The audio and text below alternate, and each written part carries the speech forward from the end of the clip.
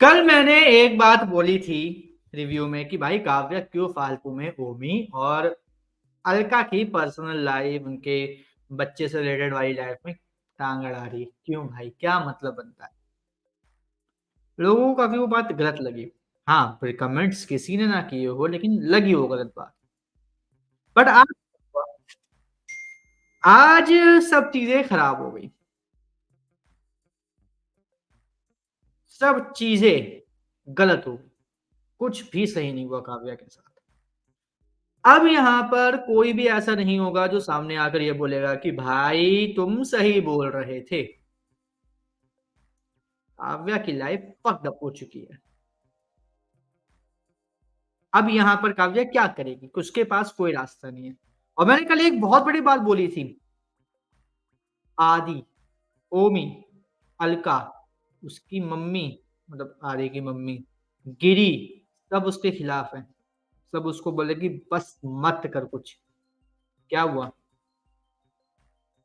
किसी की नहीं सुनी उसने। आधी भी उसकी बातों में आ गया फालतू में। और अब फंसेगी। वो सब उसके खिलाफ है अब। एक बात मैं बोलता हूँ, गधे से गधे बंदे को भी पता होगी कि अगर जो शख्स आपको सपोर्ट कर रहा है वही अगर आपको किसी चीज को रोकने के लिए कह रहा है, वो अगर बोल रहा है कि नहीं मत करो ये चीज, तो रुक जाना चाहिए। क्योंकि कुछ ऐसी बातें हैं जो हमें शायद ना पता हो और वो उसको पता हो, जिसकी वजह से वो मना कर रहा हो। काव्या ने इतनी मंद बुद्धि वाली चीजें काम मतलब करी है, इतनी गधियों वाली कांड किए हैं कल के एपिसोड में कि उसका नतीजा उसको आज भुगतना पड़ा। सबसे पहला, उसने कलेश किया ओमी और अलका का। उसने जाके डायरेक्टली इसके बारे में छानबीन करने की कोशिश की। अपना दिमाग यूज नहीं किया। अपने पति आदि से कोई मतलब सलाह मशवरा नहीं लिया। मम्मी से कोई बात नहीं की। किसी से बात नहीं की। अपने आप को यहाँ पे झांसी की रानी समझ के कूद गई और कर दिया सब कबाड़ा। कहा था मैंने, चीजें बिगड़ेंगी और बिगड़ गई।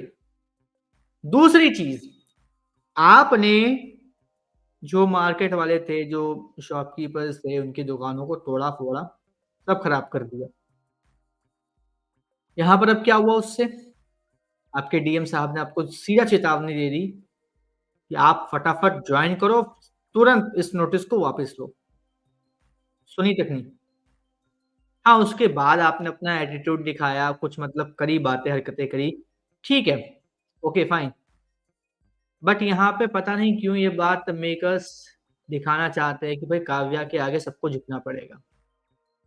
बट मैं इस बात को भूल गया जब वहां पर यूनियन वाला जो बंदा था उसकी एंट्री हुई।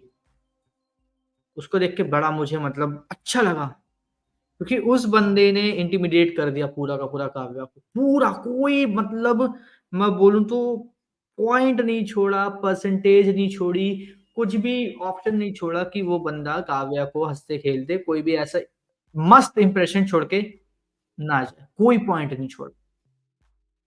ये क्लियरली देखने को मिला, बिल्कुल साफ साफ। बट इस सब चीजों की वजह से काव्या के अंदर एक डर बैठ गया उस इंसान का। क्योंकि जब उसने उसको बुलाया वापस ऑफिस में भी, तो कैसे उसके बिल्कुल करीब आकर बात कर रहा था। काव्या बिल्कुल डरी हुई, सहमी हुई सी। हाँ, फिर अपने आप को दिखा दी, मैं तो राउडी राठौर हूँ, मैं तो नहीं डरती तुमसे। लेकिन उस समय डर गई थी, खौफजदा हो गई थी वो बंदी। ऐसे बिल्कुल ऐसे, मतलब सच में उसके अंदर खौफ है उस बंदे का। दिखा क्लियरली। और मैं यहाँ पे सिर्फ एक बात मना रहा था कि प्लीज प्लीज ये बंदा गिरिराज प्रधान के घर में से कोई ना हो। बस कोई ना हो, कोई और बंदा आए वो भी काव्या की जिंदगी को बर्बाद करे, ठीक है, लेकिन ये बंदा गिरिराज की लाइफ में, सॉरी गिरिराज के घर में से नहीं होना चाहिए। बट थोड़ी देर बाद पता चलता है कि भाई जेठ जी आ रहे हैं काव्या जी के, और वो कोई और नहीं, यही यूनियन के लीडर निकलते हैं। मूड खराब, सारा मूड खराब। पता है क्यों? मैं ये चाहता था कि यार कोई तो एक ऐसा बाहर वाला शख्स हो जिसके खिलाफ काव्या अपने आप अकेले लड़े, सिंगल हैंडेडली।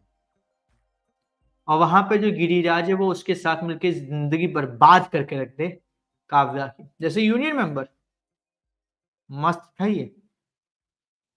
और ये अगर गिरिराज से मिलकर काव्या का जीना हराम करता तो ज़्यादा मज़ा आता। अब यहाँ पे जेठ है, ऑब्वियस सी बात है यार, मिले ही होंगे।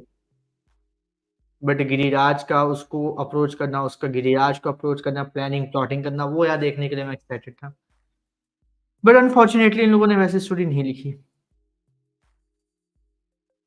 और दूसरी बात, काव्या ने बेवकूफ़ी में क्या किया उसने फाइल उठा के दे दी उसी को, यूनियन के मेंबर को, यूनियन के बंदे को। अब बेवकूफ़ी मैं उसकी भी नहीं कहूँगा, क्योंकि जिस फाइल में फ़ोटोकॉपीज़ थी उसी फाइल के ऊपर रखा हुआ था ओमी का पूरा रिज़ल्ट रिपोर्ट और उसी में ओमी की एंजल फार्मा उसका सबूत भी था। अब यहाँ पे एंजल फार्मा कब क्या होगा वो तो बाद की बात। बट अब यहाँ पे ओमी ने क्या किया है हॉस्पिटल पहुँच के गिरिराज से सीधे बोल रहा है कि तुम्हारे परिवार का खून बहेगा, उसी से मेरा बदला पूरा होगा। अब क्या करेगा? और अब कोई साथ नहीं उसके। सिवाय आदि के क्योंकि आदि ने भी जो किया है, साथ में मिलके किया है गलत। तो अभी ये मैं देखने के लिए एक्साइटेड हूँ कि ये लोग कहानी अब आगे कैसे लेके जाएँगे। बट सीरियसली काव्या की बेवकूफ़ियाँ देख के ना मुझे हँसी आ रही है कि क्या ये सच में एक आईएएस ऑफ़िसर है? ये सच में एक आईएएस बनी है? यहाँ पे कुछ और ही चल रहा है। इतना एटीट्यूड, इतना इगोइस्टिक पर्सन, इतना अपने आप को वो स्मार्ट बन रही है काव्या, कि सब चीज़ें बर्बाद कर रही है, सब चीज़। लोग बोलेंगे गलतियों से ही सीखता है, भाई ये गलतियाँ होनी ही नहीं चाहिए, ये बड़ी कॉमन सी बात है। आपको अगर बार-बार चेतावनी दी जा रही है, सलाह दी जा रही है कि please, please, please, please, please मत करो, मत करो, मत करो। आदि बोल रहा है, आदि की मम्मी बोल रही हैं, अलका ने बोला, सब बोल रहे हैं, तब भी आप अगर जाके दीवार में सर दे रहे हो ना, तो दो। सर फूटेगा ही आपका, खून भी आप ही का बहेगा। और फिर लोग आप ही को सुनाएँगे आपकी गलती के लिए।